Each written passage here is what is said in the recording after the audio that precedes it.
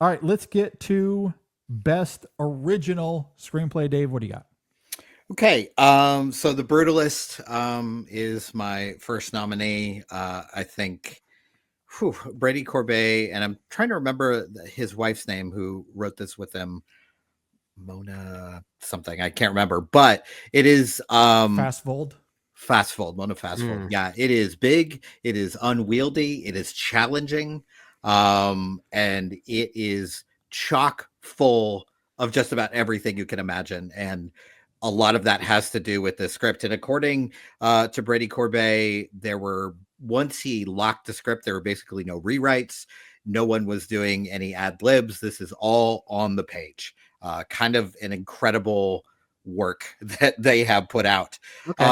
The second one, actually. Yeah. The second one is a movie I've mentioned a couple times, Ghostlight. I think this is tremendously well written and, of course, underseen, as I mentioned. My Old Ass, again, really well written, really refined. There's no wasted moment in this movie. It's not a long movie. I think it's like an hour and 45, and it hits so many emotional beats. It is pretty impressive. A Real Pain, which is getting a lot of Oscar buzz, mainly for Kieran Culkin. I was most impressed with how well this was written and the fact that I didn't hate Jesse Eisenberg for once. So that was a nice surprise. And I don't mean that Jesse Eisenberg is a bad actor. I don't think he is. I think he's actually very good. But I think we all have those actors or actresses, for whatever reason, they just get on our nerves. And Jesse Eisenberg is that guy for me. Even though I think Cameron Diaz for me. Yeah, I mean, I think he's great in The Social Network. I think he's perfect. I think he's really good here too. Taps into those traits of his very well. That character does. But you're right. He is kind of irritating in a way. Yes, absolutely. Yeah. But the writing here is really great. There's, I think both of those characters have a lot of wonderful moments. I think, we mentioned category fraud in passing. I think Kieran Culkin is maybe one of the biggest cases of category fraud I've seen in many, many years. He is absolutely a lead character. It's a co-lead situation, but it's very well balanced in that way. And I think a lot of that has to do with the script. And then my wild card pick for Best Original Screenplay is The Order. Interesting. I really, really like this. I think it has its moments of monologuing, but it never feels too much. It feels just right. And I think, a lot of what I think of the screenplay, of course, has to do with the performances that the screenplay affords. Jude Law has always been good. But this is it's not a big character. But the script gives him an opportunity to shine when it is time for that.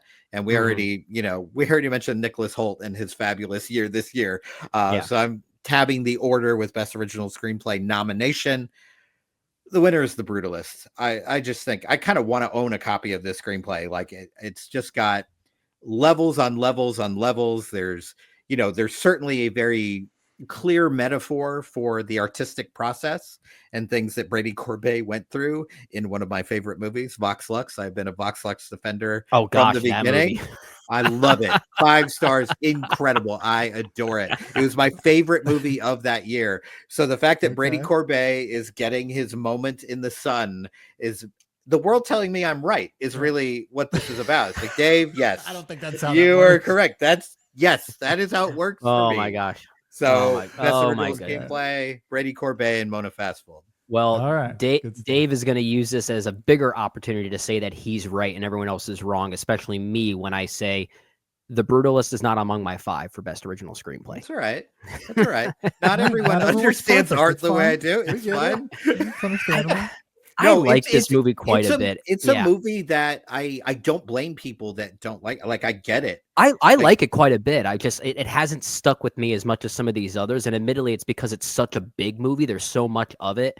Yeah, I gave it a first watch around the time I was trying to cram in so many heavy hitters and movies like Nickel Boys and All We Imagine Is Lead. I think I watched all 3 of them back to back, and those 2 movies just happened to stick with me more. So it really could be a timing thing that my mind and my emotional headspace was just not tied to something like The Brutalist at that point. So it's definitely one I have to, give another go. To be continued, I guess. But as far as my other 5 nominees here, I also have Jesse Eisenberg for A Real Pain. Really great stuff there. Nice. My other nominees here, I have Victor Arise and Miko Gastambide. I don't know if I'm pronouncing these names right, but they're the writers for Close Your Eyes, the Spanish film. I also have Aaron Schimberg for A Different Man. I have Jane Schoenbrunn for I Saw the TV Glow, and Jeremy Saulnier for Rebel Ridge. Those are my 5 nominees there. My winner is actually Aaron Schimberg for A Different Man. Nice. I think this might be one of, if not the smartest films of the year, because of how many layers upon layers there are to peel apart as it goes scene by scene. It's knowingly doing that, which is really fascinating. I love the use of irony with Edward, played by Sebastian Stan, being born to play this particular role, but in his choice to surgically remove his deformity, it then makes him the wrong choice. I think is a really fascinating notion. So just as a story about self-love and self-respect, I think it is really good. But then further, as a commentary about what it means to portray disability in film and television, I think it's even better. And a lot of that is all based on what Aaron Schimberg is doing on the page. I think is really quite clever. Yeah, nice. This is a really, really smart film. I agree with you. A lot of nuances to it. I love the writing as well. So Schimberg is definitely a nominee for me as well. I have A Different Man here. My other 4 nominees are Payal Kapadia for All We Imagine as Light. I also have Brady Corbet and Mona Fastfold for The Brutalist. Jesse Eisenberg for A Real Pain. Look, I guess that's how Dave would call him. Sounds like an actual name, doesn't it? I'm going to see the new Jesse Payne movie. Yeah, I'm going to see that Jesse Payne movie. Jesse Eisenberg for A Real Pain. And then my last nominee here is Radu Jude for Do Not Expect Much from the End of the World. Okay. This is a category that evokes the question of when should you stop doing homework? Because I had a different winner as of 2 days ago.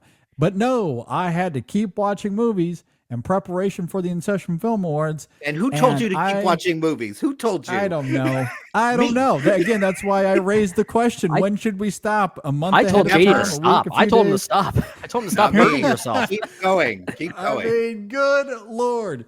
Because I had a different winner as of 2 days ago, and then I watch Do Not Expect Much from the End of the World, and it completely reshifted so much of the InSession Film Awards for me. And that very much includes Best Original Screenplay, because Radu Jude's screenplay is my winner for Best Original Screenplay. And as of 2 days ago, if we recorded this 2 days ago, I would have agreed there with Brendan. Aaron Schimberg's screenplay is absolutely incredible. I love it, and is my number 2 here. But what Jude does with this film, it is a stunner to me. It is thematically the most dense, complex film of the year.